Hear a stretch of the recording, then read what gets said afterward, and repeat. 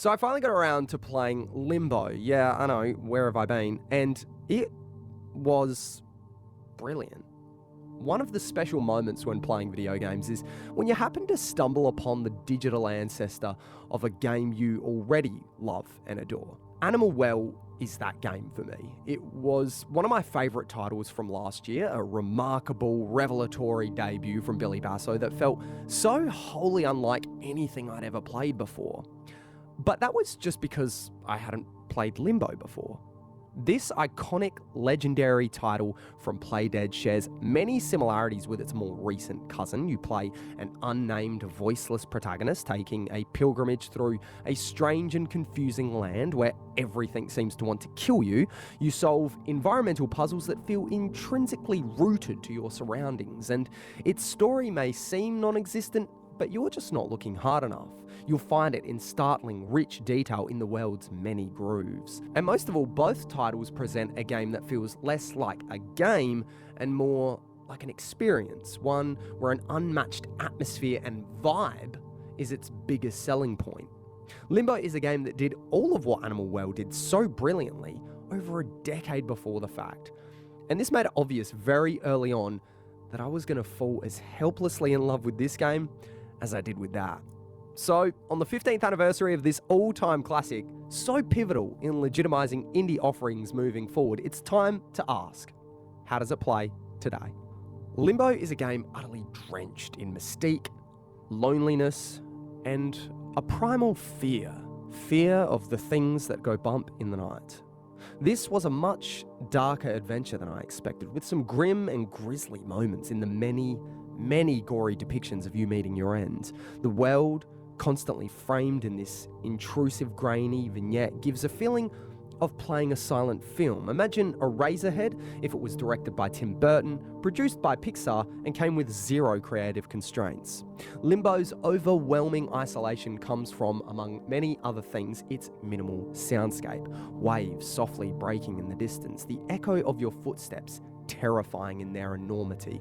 Chirruping insects, your only companions. Music is used only when needed, ambient and always foreboding, until it isn't. Angelic synths creating discordance with the scenes of mechanized horror it accompanies. From the sentient whine of an approaching buzzsaw to the way parts of the world seem to come unstuck and shift endlessly as if you're but a mite on the back of some colossus, Limbo feels like such an accurate approximation of a true nightmare. But it's also oddly moving at times. Like when you have to use a flying insect as a means of transportation, only to grievously injure it in the process. A creature that moments ago seemed to be one of the few that's actually terrified of you. With a rare shaft of light shining on your guilty face and one of the few beats of music sounding its somber siren, Limbo tells its story in its own way. For a world that's as dark and mysterious as this, one whose edges we only know from its silhouette, it also feels real and reactive, bursting with life and sharply defined. Somehow, I feel like I know so much more about it than I actually do. It's this wonderful exercise in imagination, in showing, not telling, handing the player the bold responsibility of filling in their own gaps is a powerful and terrifying task. But with this trust comes a sense of privilege at feeling like you know its secrets, its shadowy inhabitants, the hushed conversations occurring in humble abodes whose only signs of life are the smoke spewing from its chimney. Its appearance, architecture and environmental storytelling, factories grinding with unseen operators, nameless, faceless bodies strung up as silent sentinels, and a somehow still functional hotel sign that could only house creatures of godlike size. All hint at this so much more than any lore entries ever could. So many questions go unanswered, and I love that they do. A voyage into the unknown. My time with Limbo was so much more memorable for the mysteries still left unsolved. You instinctively devour each clue you come across, hoping to put together some bigger picture, while also intimately aware that if you could, so much of this realm's magic would be immediately dispelled. Okay, so the world is completely absorbing and full of artistic vision that's totally realised in every corner, but is this game actually fun? Absolutely.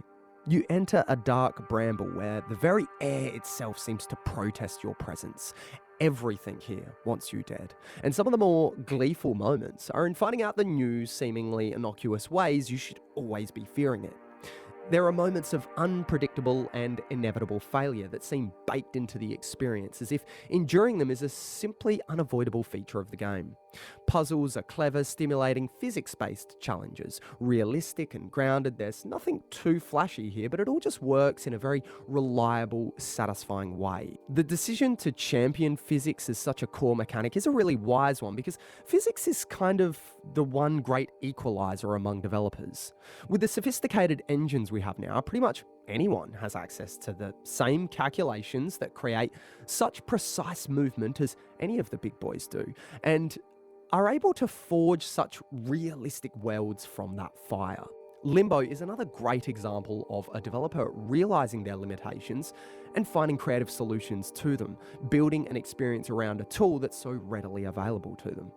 As the landscape changes, slowly evolving from swampy marshes teeming with alien organisms, before giving way to a smoky industrial wreck, so too do the threats you face, becoming more complex and dangerous to overcome. The first half sees a collection mostly based around simple problem solving, but more skill-based elements slowly introduced with different mechanics like gravity manipulation, which require strict coordination and timing. Larger in scope and more intricate in design, the puzzles remain rewarding to solve the whole way through. Some of these puzzles, man, are they tough. There are some genuine head scratches here that left me thoroughly stumped, but it's well balanced. Only one required me to seek outside help, and to be fair, it was all me. I'm an idiot. On that note, this game is smarter than you and often proves it. An exercise in misdirection, many of its traps and pitfalls are built around nothing more than playing off the player's pathetically predictable expectations. The moment you anticipate one specific instrument of your destruction, you'll be instantly vaporized by another, always reminded of the need for constant vigilance. Working out the lay of the lands, the rules upon which this world operates, the tick of its internal logic, is essential to overcoming its puzzles, meaning they're so deeply connected to the world itself, not simply presented on top of them. And that brings me to Limbo's exceptional design and how it informs its experiential focus. Like I said, most of the puzzles are solved by interacting with the world itself, and I really love that organic approach. A title that does its best to disguise its genre, focusing more on being an experience that just happens to have puzzles in it, rather than a straight-up puzzle game. Your character is one of extremely limited means. You can jump a very normal, realistic height and distance for a young boy, which is to say, you can't jump much at all. You can push and pull certain interactive objects, you can flick the odd switch, and that's where your capabilities come to a crushing end, my friend. As such, your first 5 minutes with the game are incredibly tentative and skittish, unsure of what to do, where to go, and what lies wherever that is. There are sequences that play out in this very natural way where you're not exactly sure how you just did what you did in that moment, where you act on reflexive impulse, but that subtle touch in its design carries you through, providing satisfying moments of individual spectacle in a game you're not really expecting much of that from. Limbo is a game of close calls, really capturing that feeling of just scraping by from 1 minute to the next, because for someone like you, that's the only way you're going to survive this, by the skin of your teeth. It perfectly represents that feeling of insignificance and perpetual struggle, this almost Sisyphean task of going up against impossible odds and being humbled by them repeatedly. But there's genuine triumph on the other side of that failure as well. The way the action is framed from this perspective of the most innocent and fragile of all creatures, that of a child, perpetually outlined in shadow with nothing but two dim stars to signify the little life within, means that when he succeeds, when you succeed, it feels more significant than felling some giant Cerberus or other mythical beast. Every step you take is another jubilant victory in this unforgiving hellscape. The way it presents itself as one long continuous level, a never-ending descent into the deepest circles of this black and white underworld, along with scripted camera work and the use of parallax backgrounds, give the mostly 2D aesthetic a welcome layer of depth and an almost suffocating level of immersion, making it feel like you're being watched from beyond the bushes by the wood's questionable denizens. Like Animal Well, Limbo is a game where its world has such a tangible, texture, like you can actually feel it between your fingers, and one that I just loved being in, as bleak and hopeless as it was. With no dialogue, very little story, and one singular character. This is a game that still oozes atmosphere, personality, and emotion. In fact, more so than many other games that have far greater support in all those areas. Sometimes we're gifted with these little adventures that take us to the places we always dreamed video games would when we were younger. And this is one of those games. The fact that it doesn't wear out its welcome only left me hungry for more, and I was genuinely sad when my time with it came to an end. So much so that I instantly fired it up again for another playthrough. But I'm also grateful for a vision as complete and solidified as this, owed in no small part to that razor-sharp brevity. I was stunned at how the developers did so much with so little, leaving me speechless as the credits rolled, with a finale that's simple in execution, but totally transcendent. Limbo is an unassuming title that honestly might not look like much to the average bystander passing by who's just window shopping. I'll admit, when I first saw screenshots of this game, I thought, how can a black and white 2D side-scrolling puzzle platformer have caused such a damn fuss back at release 15 years ago? But man, I love to be proven wrong, which is good because it happens a lot. And what I love even more is when a legendary game truly lives up to that legacy. And Limbo does just that. If this is on your backlog and you like puzzle platformers, play this now to witness one of the best to ever do it. But even if this genre isn't your forte, don't let that put you off. This is a game that is so much more than such a reductive label like genre, and is simply something any gamer should play before they die. And hey, life's short. Why, you could wake up dead tomorrow.